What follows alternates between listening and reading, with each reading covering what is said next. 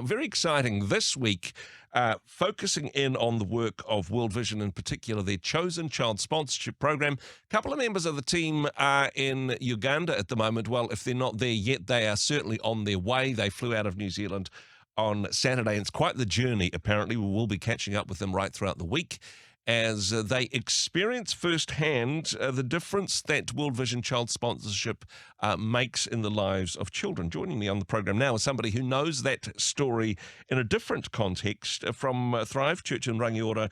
Deb Fraser, kia ora, thanks for your time today. Good morning. Good to be here. Thank you. Firstly, what's your connection with World Vision? Now, you were involved in travelling to a program earlier this year, but what's your World Vision connection? What drew you to World Vision as an agency that you know makes a difference? Yeah, sure. So our journey with World Vision started 3 years ago, in 2021, where as a church we decided that we wanted to partner with the Chosen program. I Hmm. think we were one of the first churches in the South Island. It was as soon as we heard about Chosen as compared to regular child sponsorship, we were like, that's something we just have to be part of as a church. So, yeah, we began partnering with them there until, and then it started this year. We were given the opportunity to head over with World Vision to Bangladesh to see firsthand just what's been going on. Partly through what we've been doing, but so many other churches that have been partnering with them over there. So, yeah, incredible. Very exciting. Now, the concept of a church supporting the Chosen program. This week on Rhema, of course, we're asking people to prayerfully consider individually sponsoring a World Vision child, and we'll get to the details of that in a moment. But what does it look like for a church to be involved in the Chosen program? How does that work, Deb? Yeah, I think that was another reason why we actually really wanted to be part of it, is because instead of just having individual children from various different countries around the world, we were given one particular region in Bangladesh that as a church, we all sponsored from the same region. Wow. So that's been pretty amazing because, we can come together in prayer, during a church service and the kids program, whatever it is, praying particularly into this area. So it just feels like you're part of, seeing God's kingdom outworked together in an area. And that's just been, just quite amazing, actually. That is amazing. So from your community, from your village, as it were, in Rangiora, although quite a big village, I must say, to the other side of the world, and that connection of your families with their families, your children with their children, quite the bond between the two places. Yeah, it is. Yeah. Yeah, So for sure. from engaging with that, I mean that's quite an exciting thing to be doing anyway. And you're seeing the photos, you're hearing the stories, and World Vision very good at telling those sorts of stories, but Yeah. nothing quite like seeing firsthand what's happening, meeting the children from the photographs in Bangladesh. You had an opportunity to do that earlier this year. Yeah. I mean, like you say, it's one thing knowing about what they do, and we were already really convinced that we loved what World Vision's doing, but Yeah. then you go there and you see it firsthand. And I think probably what struck us first of all was just so the first area, we actually went to two areas. So the first area is the place that our church started sponsoring children from in 2021, which is Nilphamari in the top of Bangladesh. And so World Vision's been there for almost 15 years. So we were able to see what it looks like when World Vision has been there working with the communities, working with the people, the children for that amount of time, and the Yep. difference they're making. And probably the overall feeling that we encountered there was just a people that have been really empowered Hmm. to not just like to have their needs met, which is super important, like practical needs being met, but empowered to change mindsets. Yeah. We were meeting with children and youth who have so much hope and who are carrying such vision. It's probably the best word for their communities to Yeah. see improvement happen. Yeah. I mean, that is the key word, I suppose, here is hope. Yes. Because Yeah. one of the best definitions I've heard of poverty is people that are not only in desperate circumstance, but have no hope that those circumstances will ever change. If you bring hope and agency into that, if you say, well, not only can things get better, but not just through an agency giving you money, but Yeah. through an agency working alongside you and empowering you and encouraging you to take the future into your own hands, especially working through children. I mean, this is powerful transformation that you're seeing, right? Yeah, it is. Actually, to be honest, while we were there, we were thinking New Zealand needs some of what's happening over there, and the way they're just being empowered and believed in, I suppose, Yeah. is a good way to word it, and just believing in themselves. Mm. Like the first day we were meeting with people in the village, we were at a child and youth forum, which is a place where they gather different children, youth together alongside community leaders to really empower them to be ones that make a difference in their community. And some of the big issues they face there are child marriage and Yeah. child labour.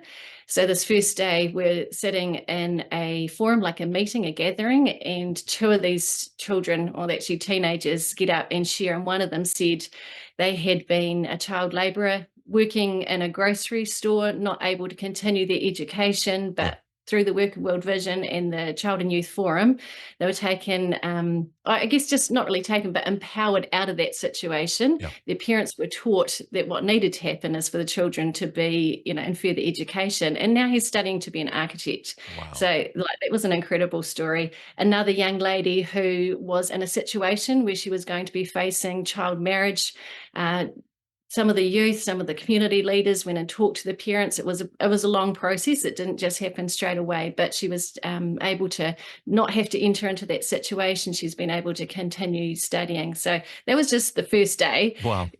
Those stories, like that's incredible. And the thing which I think is unique to World Vision Child Sponsorship is the choice aspect, giving choice back to children who, yes, these are very poor communities. The whole communities are impacted by poverty, but the children at the lowest rung, I suppose, and children who have never been given a choice, suddenly been given this amazing choice. Did you have the opportunity to see a choosing party, to see how that works? Have you been involved in that part of it? Did. Yeah, so obviously not in the first village we were in, because we've been there, working there for a while. Yep. So in Sharonkola in the south of Bangladesh, that was the second place we visited. And so we were there at the very start of World Vision's time. So it was quite a contrast between World Vision having been in one area for almost 15 years to they've only been there a few months.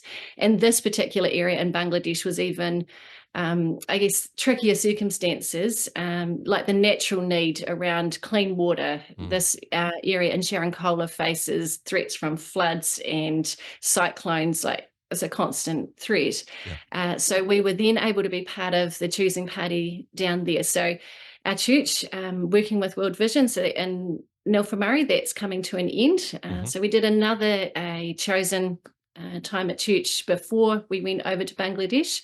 And so we were part of the new choosing party in Sharonkola, which is the area where World Vision, alongside us and other churches, is going to be working for the next around about 10 years. Wow. So yeah, we were able to be there for a choosing party. Once again, like despite the needs, there was such a feeling of hope, such optimism and joy, especially around that choosing party. And like the children there are a lot younger than the children we're sponsoring in the top of Bangladesh. So a lot of 4-year-olds. So, typical, like as to any other 4-year-old. Joy and chaos. Yeah. Yeah, there's some chaos. There was a lot of dancing that was happening as well, and singing, which was really special. Children that were both very excited to be there, and then children that were very shy and were kind of hiding behind their parents.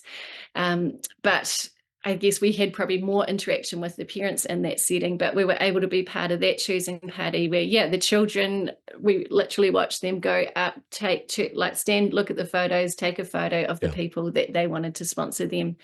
And then, we had the privilege of talking with some of the parents and children afterwards. Myself and two of my daughters went with me, so we were able to be part of that and meet their sponsor children as well as our new sponsor child. So incredible. That is fantastic. And this is one of the other things I love about the World Vision model. It's not setting up a long-term dependency. It's not sort of saying, hey, look, from overseas we'll come and we'll keep just giving you food and money.